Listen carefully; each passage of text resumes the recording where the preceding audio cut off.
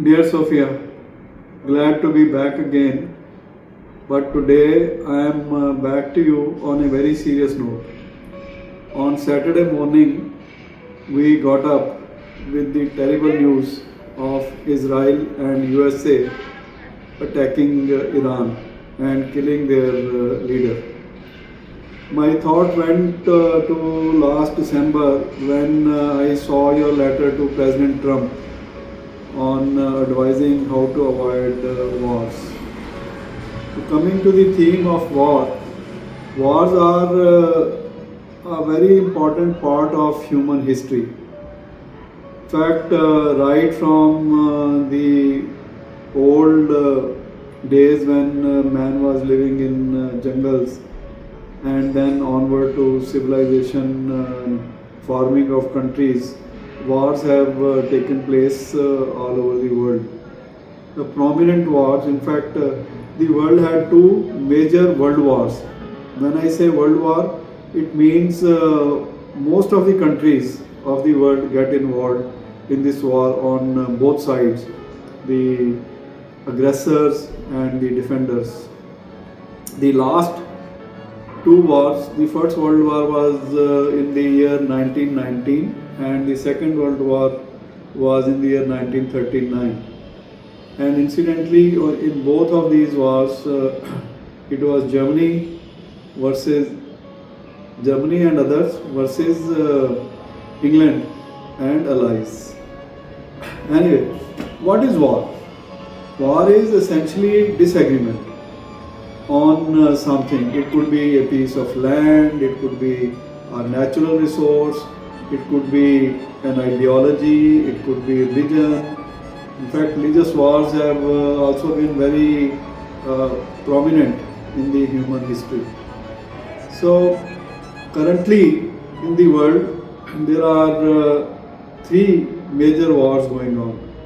4 years ago, Russia started a war with Ukraine, asking them not to join the European Union. European Union is a bloc of European countries which work together as an economic union. Then there was the war between Israel and the Palestine. The current war is between Israel, Iran and US. There is a context to this war which was to do with the development of atomic bombs on the part of Iran, which Iran said they are not doing, but US was insisting that they should not enrich the uranium. Anyway, there are very complex issues involved in this war, like all other wars. But now that there is a war, it is a very scary situation, and what looks like is this war will continue for another 4 or 5 weeks. So the concept of war, as I mentioned to you, has been central to our history, but there have been very eminent philosophers and historians who have spoken against the war. The Bertrand Russell was one of those. He was a British mathematician and philosopher, and he was part of a movement called pacifist, which was against the idea of wars. Similarly, there is a historian called Keegan. The Keegan theory is that wars are more than politics. They are expression of humanity, therefore in a way essential. Similarly, a lady historian has also talked about war as a folly. Folly means the mistake that you commit, and she has analyzed that all wars, or most of the wars, were actually later proved to be follies of some people who picked up the war.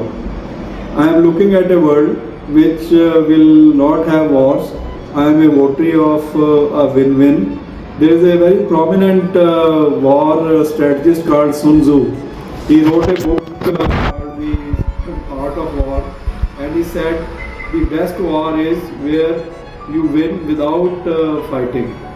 And he also propounded the concept the wars will not take place if we understand ourselves and we understand our enemies. Let us hope sanity prevails and the world gets to the normal. Current situation is very confusing, complex, and scary. Now, this brings me to the last part of our conversation on this subject. Remember, you had differences with your friend on something. How did you resolve it? Did you fight? Did you talk about it? Did both of you had an argument?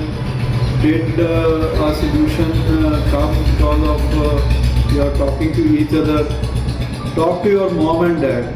Ask them how people resolve their differences.